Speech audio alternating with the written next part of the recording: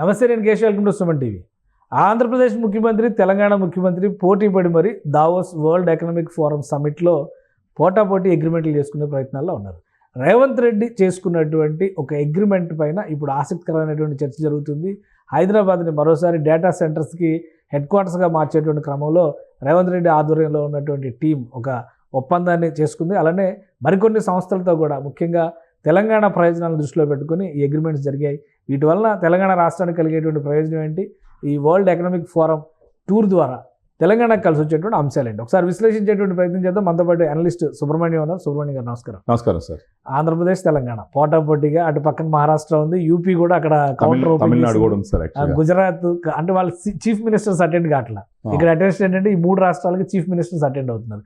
So ఇప్పుడు తెలంగాణ రాష్ట్రం 3,500 కోట్ల రూపాయలకు సంబంధించి డేటా సెంటర్ల అగ్రిమెంట్, చాలా పెద్ద అగ్రిమెంట్ అని చెప్పి అంటున్నారు.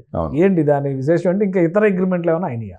రెండు అయినాయి సార్. రేవంత్ రెడ్డి గారు, ఆయన శ్రీధర్ బాబు గారు ఇద్దరు కలిసి, వాళ్ళ టీం అంతా కలిసి రెండు క్రాక్ చేసినారు. సో సిగ్నిఫికెంట్ క్రాక్స్ అవి. ఒకటి వచ్చేసి ఎస్టీటీ గ్లోబల్ డేటా సెంటర్ అని సింగపూర్ కంపెనీ, దానికి సంబంధించి 3,500 కోట్లతో ఎక్స్పాన్షన్ హైదరాబాద్లో. ఓకే. సో ఇది డేటా రిలేటెడ్. ఇంతకు ముందర కూడా డేటా సెంటర్స్ గురించి వాళ్ళు ఫోకస్ చేయడం జరిగింది. ఆల్రెడీ ఎయిర్టెల్ డేటా సెంటర్ ఒకటి అప్రూవ్ అయింది ఇంతకు ముందర. ఇప్పుడు ఇది ఒక డేటా సెంటర్ అనమాట. దాని తర్వాత ఒక సిగ్నిఫికెంట్ కంట్రిబ్యూషన్ ఏంటంటే, ఒక బ్రేక్ త్రూ ఏంటంటే, హిందుస్థాన్ యూనిలీవర్, యాక్చువల్గా గ్లోబల్గా యూనిలీవర్ అంటారు, అది ఇండియాలో హిందుస్థాన్ యూనిలీవర్ అంటారు. ఈ యూనిలీవర్కి సంబంధించి సిఇఓని హెన్స్ అని చెప్పేసి ఆయన గ్లోబల్ సిఇఓ, ఆయనతో ఒప్పించినారు ఆల్మోస్ట్ వీళ్ళు. 2 ప్లాంట్లు తెలంగాణలో పెడుతున్నారు వాళ్ళు, మ్యానుఫ్యాక్చరింగ్ ప్లాంట్. ఒకటి కామారెడ్డిలో వచ్చేసి పామ్ ఆయిల్కి సంబంధించి మ్యానుఫ్యాక్చరింగ్, రిఫైనింగ్. ఇంకొకటి వచ్చేసి బాటిల్ క్యాప్స్. బాటిల్ క్యాప్స్ ప్రస్తుతానికి యూనిలీవర్ ప్రొడక్ట్స్ సంబంధించి లిక్విడ్ ప్రొడక్ట్స్కి ఆ బాటిల్ క్యాప్స్ వాళ్ళు ఇంపోర్ట్ చేసుకుంటున్నారు. ఇప్పుడు తెలంగాణలో ఆ ఫ్యాక్టరీ కూడా పెట్టినారంటే ఇంపోర్ట్ చేసుకోవాల్సిన అవసరం ఉండదు అనమాట. సో దేశం మొత్తానికి అది ఇంపార్టెంట్ యూనిట్ అయింది. ఈ పాయింట్ గురించి ఇప్పుడు దేశం మొత్తానికంటే నాకు గుర్తొస్తుంది సార్. మరొక పాయింట్ ఏం చెప్పారంటే రేవంత్ రెడ్డి గారు, హైదరాబాద్ని ఎలా పొజిషన్ చేసినాడంటే ఆయన ఎంటైర్ ఇండియాకి గేట్ వేగా పొజిషన్ చేసినాడు. ఇప్పుడు జియోగ్రాఫికల్గా మీరు చూసినారంటే హైదరాబాద్ ఆల్మోస్ట్ సెంటర్లో లొకేట్ అయి ఉంటుంది.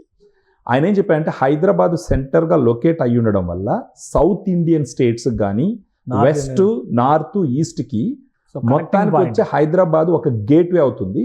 మరొక పాయింట్ ఏం చెప్పారంటే హైదరాబాద్లో ఉన్నటువంటి లాజిస్టిక్, సప్లై చైన్, వీటి రెండింటి క్యాపబిలిటీస్ కూడా చెప్పి, అంటే దాన్ని చెప్పడం ద్వారా ఆయన ఏం చెప్పినాడంటే, మీ మ్యానుఫ్యాక్చరింగ్ యూనిట్స్ ఇక్కడ పెడితే గనక ఇండియాలో మీరు ఎక్కడికి సప్లై చేయాలన్నా కానీ Hyderabad is the strategically suitable location అని చెప్పడం జరిగింది అనమాట.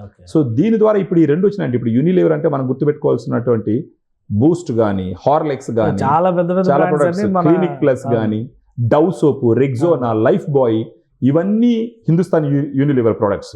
ఇప్పటిదాకా తెలంగాణలో హిందుస్థాన్ యూనిలీవర్కి సంబంధించి ఎంట్రీయే లేదు యాక్చువల్గా. వాళ్ళ మ్యానుఫ్యాక్చరింగ్ సంబంధించి కానీ వేరే ఇతరత్ర కార్యకలాపాలు సేల్స్ పరంగా ఉండదు. సో ఫస్ట్ టైము ఈ హిందుస్థాన్ యూనిలీవర్ని తీసుకొచ్చి అందులోనూ 2 ఫ్యాక్టరీలు ఒకేసారి తెలంగాణకి ఒప్పించడం అన్నది మాత్రం ఇట్స్ ఎ గ్రేట్ అచీవ్మెంట్గా మనం చూడాలి సార్ యాక్చువల్గా. సో అంటే ఇది ఓన్లీ ఇన్వెస్ట్మెంట్ పాయింట్ ఆఫ్ వ్యూలో మాత్రమే చూసుకోవాలా, ఉపాధి కల్పన విషయంలో? ఎందుకంటే తెలంగాణలో ఉపాధి కల్పన కూడా చాలా ముఖ్యం కదా. ఓన్లీ సాఫ్ట్వేర్, ఐటీ, హైదరాబాద్ ఈ ప్రొజెక్షన్ అంతా ఇటే జరుగుతుంది. మీరు చెప్పినట్టు ఇప్పుడు మ్యానుఫ్యాక్చరింగ్ ఇండస్ట్రీస్ వస్తే ఈ రూరల్ తెలంగాణ ఎక్కువ బెనిఫిట్ అయ్యేటువంటి అవకాశం 100% సార్. ఇప్పుడు ఈ పామ్ ఆయిల్ ఫ్యాక్టరీ వచ్చిందంటే మీరు ఒకటి ఊహించండి, పంట పరంగా కూడా పామ్ ఆయిల్ ప్రొడక్షన్ పెరిగేదానికి అవకాశం ఉంది. పామ్ ఆయిల్ చెట్లు వేసి వ్యవసాయం చేసేదానికి ఒక స్కోప్ వస్తుంది రైతులకి. సెకండ్ వచ్చేసి ఇది ఫ్యాక్టరీ కాబట్టి అక్కడ లేబర్ రిలేటెడ్, టెక్నీషియన్ రిలేటెడ్ అన్ని జాబ్స్ వచ్చేదానికి అవకాశాలు కూడా ఉంటాయి. అదేవిధంగా బాటిల్ క్యాప్స్ మ్యానుఫ్యాక్చరింగ్ సంబంధించి వస్తే కూడా ఇది మాత్రం కామారెడ్డి అని చెప్పేసి డిసైడ్ చేసినారు. ఏది ఫ్యాక్టరీ పామ్ ఆయిల్ తెచ్చి, మిగతాది లొకేషన్ ఇంకా డిసైడ్ చేయలేదు, బట్ తెలంగాణలో ఎక్కడో దగ్గర పెడతారనమాట. తెలంగాణలోనే మాక్సిమం ప్రిఫర్ చేసి ఖచ్చితంగా రూరల్ తెలంగాణలో పెడతారు. హైదరాబాద్ అంటే ఐటీ సార్ ఇప్పుడు.